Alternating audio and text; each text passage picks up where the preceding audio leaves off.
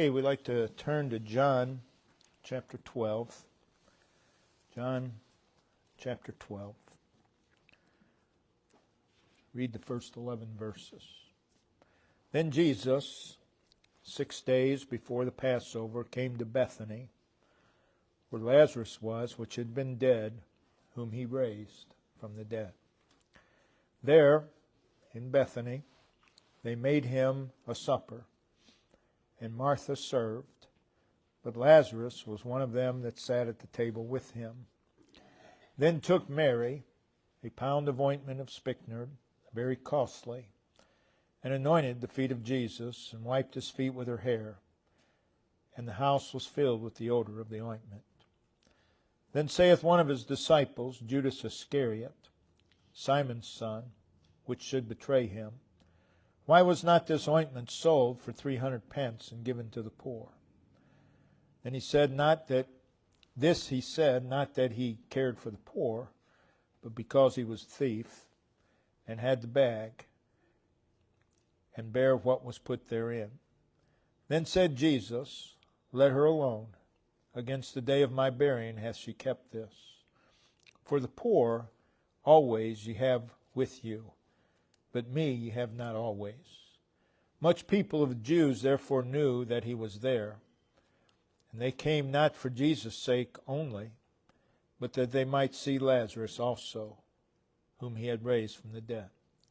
But the chief priests consulted that they might put Lazarus also to death, because that by reason of him many of the Jews went away and believed on Jesus.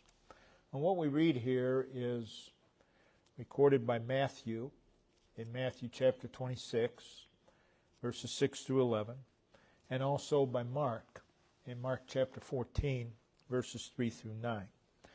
And by reading the individual accounts, we're able to gather some additional information than what is recorded here in John 12. And again, what took place here follows the raising of Lazarus from the dead, which occurred in John chapter 11.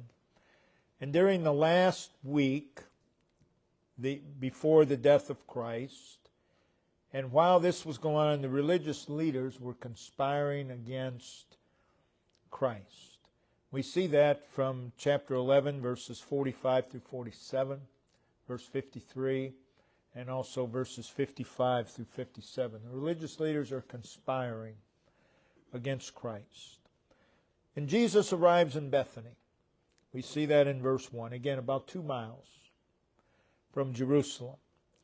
Matthew and Mark both record what took place here in what took place was in the house of Simon the leper. Matthew records in Matthew 26, verse 6, Now when Jesus was in the house of Simon the leper. Mark records, in being in Bethany in the house of Simon the leper. John here in John 12, verse 2 says there. That is, at Bethany, which would be in the house of Simon the leper. They made him, Jesus, a supper. Now, those who were present at this time were Simon the leper, Mary, Martha, Lazarus, the apostles, and John tells us in verse 9 of our text, much people of the Jews. And these, the Jews, they came not for Jesus' sake only, but they might see Lazarus also. John tells us in verse 2 that Martha served. And I believe that she did so much differently than she did in Luke chapter 10 that we read earlier. And John also informs us, verse 2, that Lazarus was one of them that sat at the table with him, Jesus. A beautiful picture. And you picture those at the table with Jesus. They're enjoying a meal. They're enjoying a time of fellowship. And all 3 accounts mention what Mary did on this occasion while Jesus sat at meat. Matthew and Mark refer to her as a woman. John 12 verse 3, mentions her by name. And we want to observe what Mary did. Again, both Matthew and Mark record what Jesus said concerning what she did. Matthew says, "She hath wrought a good work upon me." That's Jesus speaking. And Mark records that she hath done all what she hath done shall be spoken for a memorial of her. This was an act of love, appreciation. It was an act of worship. And such should mark our lives. So we wanted to speak on worship, of love, and appreciation. We want to look first of all at the spirit of Mary. This is the third time that we see Mary at the feet of Jesus. And I believe each time there is a spiritual development. There is a spiritual progress. Mary at the feet of Jesus really speaks, though she literally was at the feet of Jesus, I believe it draws a picture of a posture of soul that we should always have, sitting at the feet of Jesus. But three separate occasions, and there she is, at the feet of Jesus. We see her in Luke 10, verses 38 through 42, which we looked at this morning. She's sitting at the feet of Jesus, and she's listening to Him. She's there to learn from Him. The next time we see her is in John chapter 11, and it is a time of great sorrow and trial. Her brother Lazarus has died. They have buried him. And in verse 32 of John 11 we read, "Then when Mary was come where Jesus was, and saw Him, she fell down at His feet." And she is there in need. She's there in need. And here in our text, verse 3, we're told that she anointed the feet of Jesus and wiped His feet with her hair. And now she's there in appreciation. Lazarus has been raised. She's there to worship Him. So again, Mary at the feet of Jesus. This is much more than just a physical posture. It speaks of her posture of soul and spirit. In verse 1 of our text, Jesus came to Bethany. There He is. And there's Mary, positioned at His feet. She's there out of love. She's there out of reverence for Him. She's there filled with wonder, filled with amazement at His goodness to her. She's there feeling blessed of Him. She's there in appreciation and gratitude. She's there to honor Him. She's there to praise Him. She's there to worship Him. So there she is at the feet of Christ. But notice what she did. That day, in the house, there was Simon, who had been a leper. He had experienced the healing power of Christ. And there was Lazarus. He had experienced the life-giving power and the raising power of Christ. And there is Martha. She had witnessed Jesus raising her brother from the dead. And she had experienced His comfort.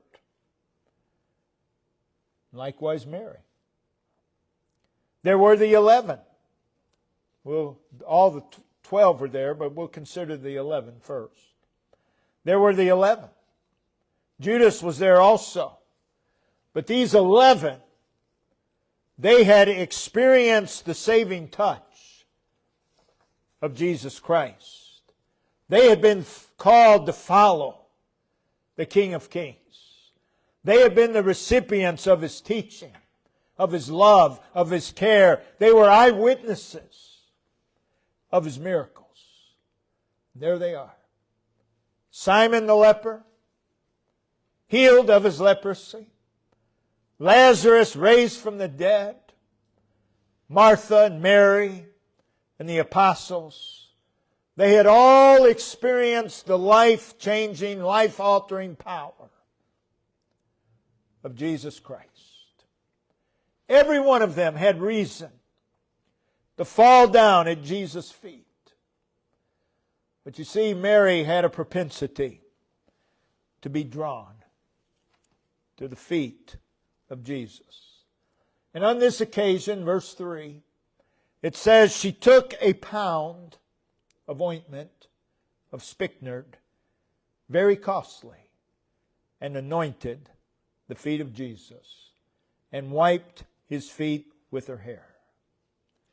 I believe what Mary did was the impulse of love and appreciation.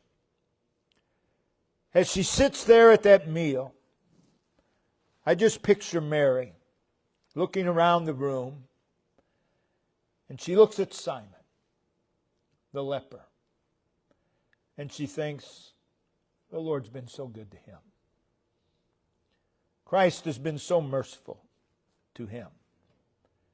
And she thinks of Christ's healing power. And as she thinks upon these things, there's a love, there's an appreciation in her heart. And perhaps she looks at Lazarus, her brother, and thinks of Christ's raising power. And once again, there's a gratitude and there's a love in her heart that's growing.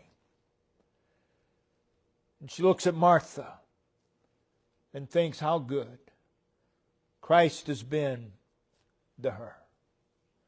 She looks at the apostles and she sees the miraculous saving power of Christ.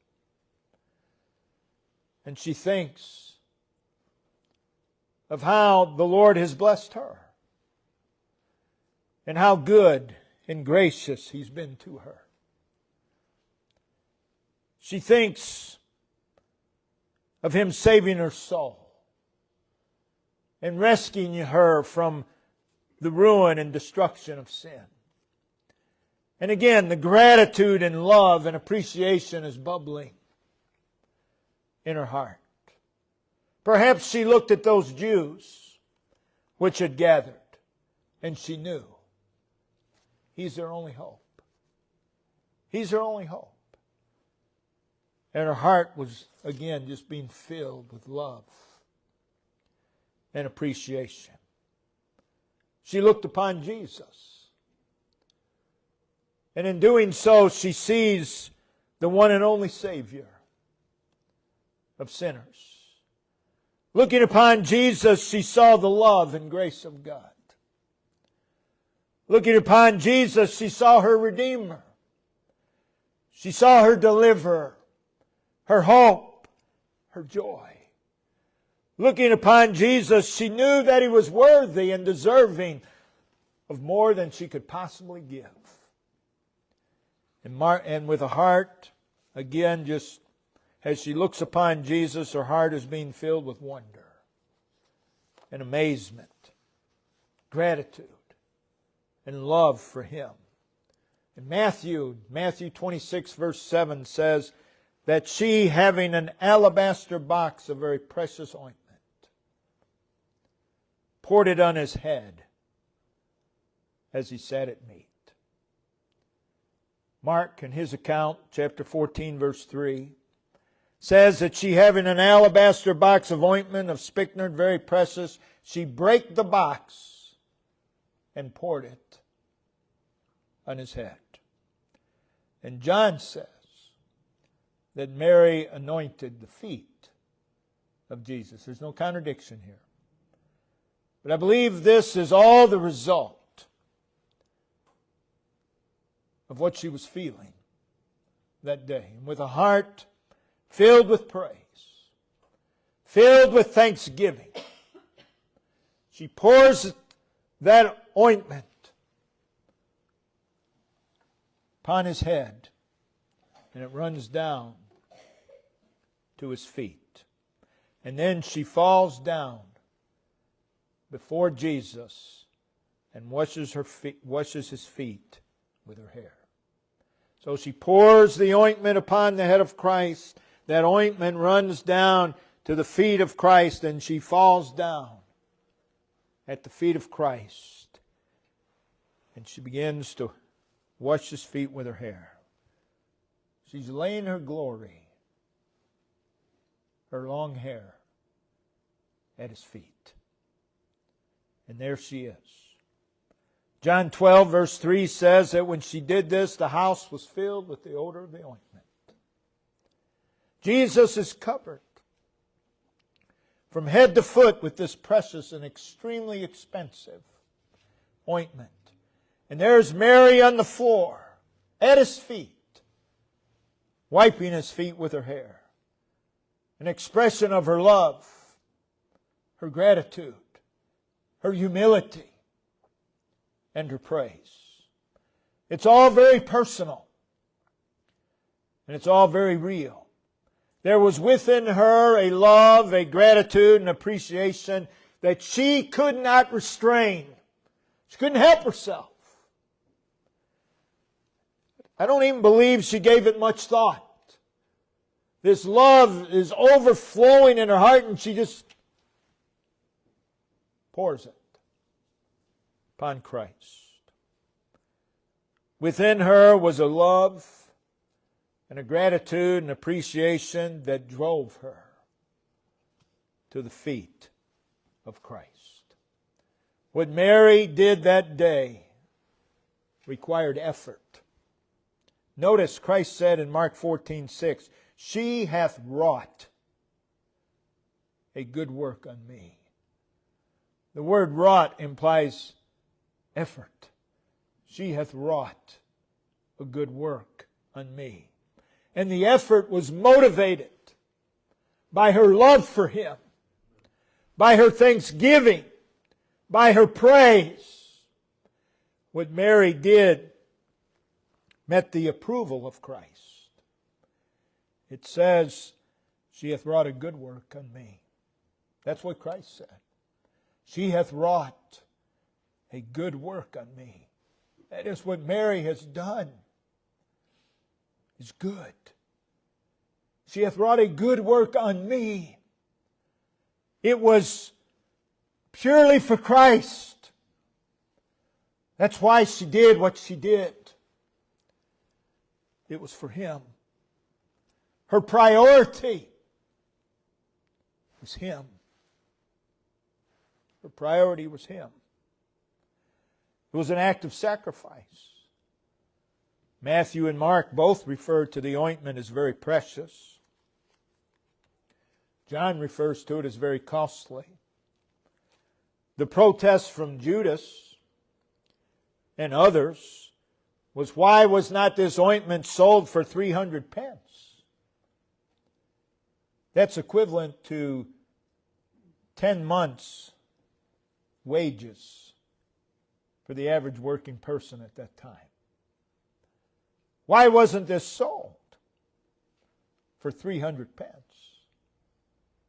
But you see, the cost meant nothing to Mary, because she's compelled by this love that she has for Christ, this appreciation that she has. And cost meant nothing, because it was for Him. It was for Him. Her attitude and spirit was not how little she could give or do, but how much. How much. And I don't think that the cost of the ointment even crossed her mind. It was for Him. What does it matter? What does it matter what it cost? It's for Him. What Mary did was according to her ability. Mark records, chapter 14, verse 8, that Jesus said, "She hath done what she could." She may not have been able to do everything that others could do, but she did what she could. She did not have all the abilities of everyone else in that room, but she did what she could. She did not have all the opportunities, perhaps, that others had. But what opportunities she had, she used. If we would simply do what we can in regard to our circumstances, in regard to what God has given us, in regard to others, in regard to our church, what a memory we would leave. What an impression upon others' lives would be made. Imagine if everyone here would simply do what they could in the service of the Lord. You hear all the time, "Oh, I wish I could." Well, quit wishing and do what you can. "Well, if I had this, I would do that." Well, you don't have this. Do what you can. Do what you can in the service of the Lord. And you do it because of Him. You don't do it for anyone else.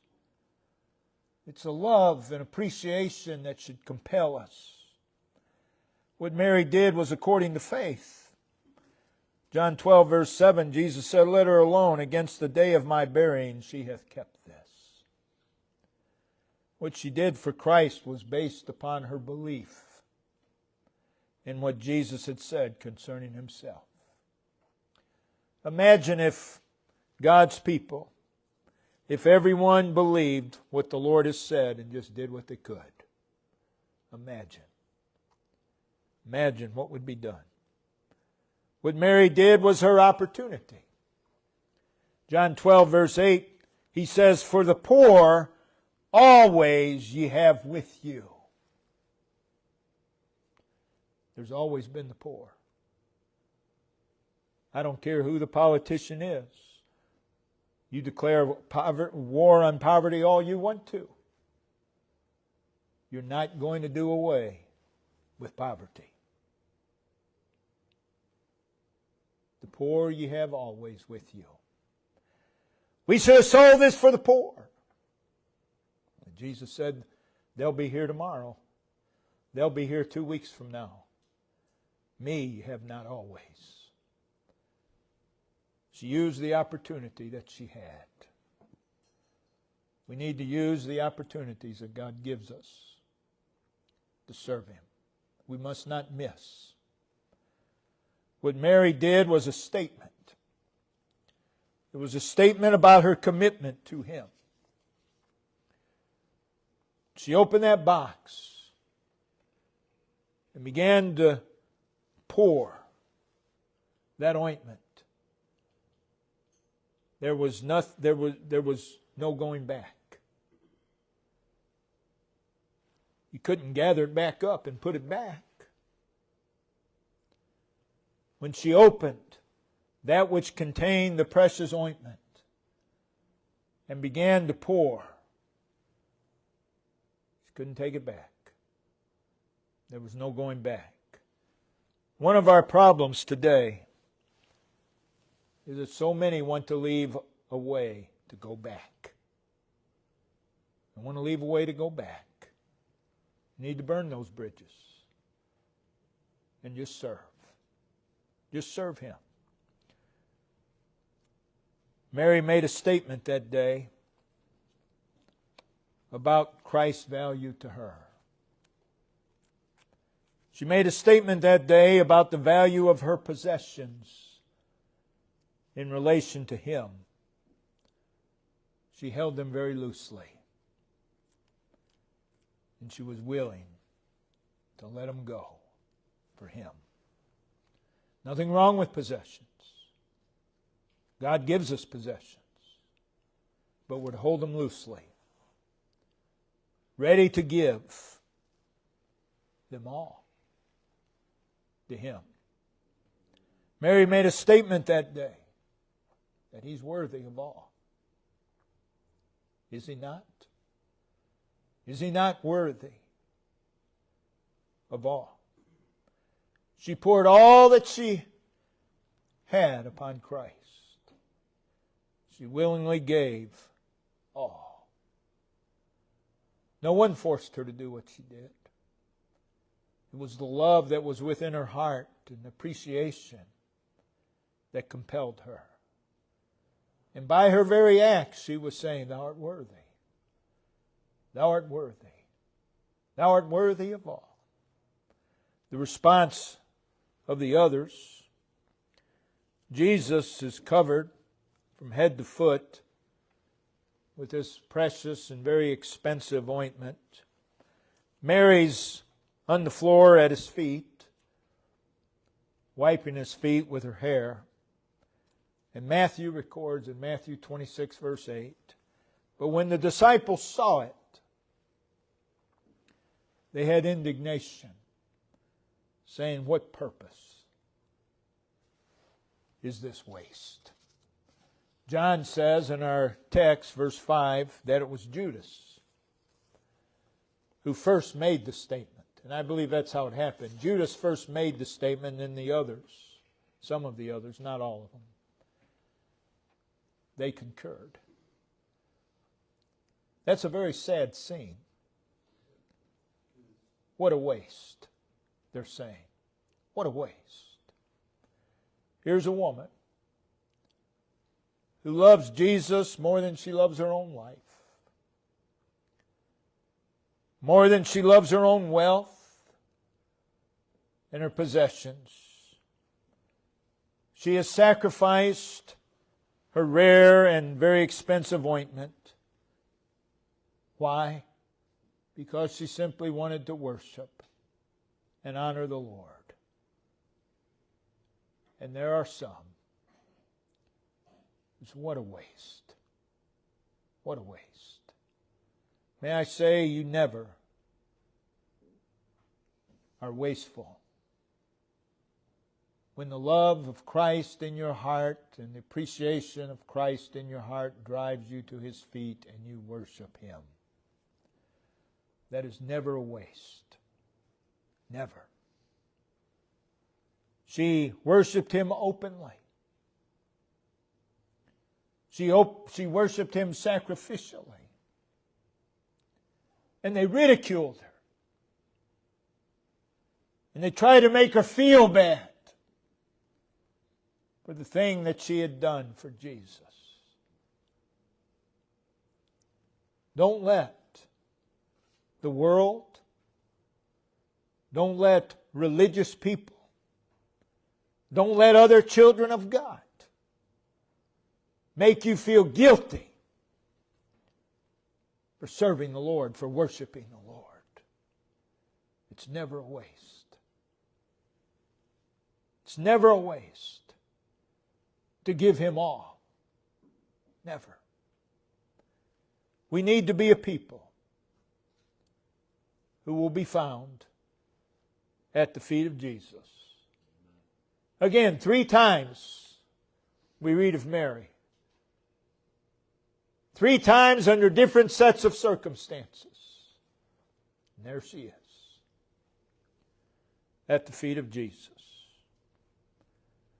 That's to be our posture of soul always. Regardless of circumstances.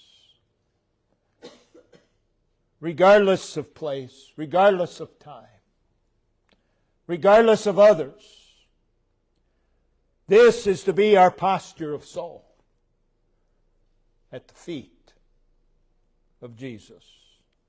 And oh, that from within us there would flow a worship of love and appreciation for the Lord Himself.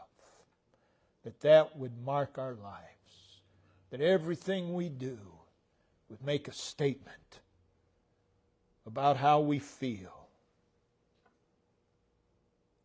concerning the Lord. It does make a statement.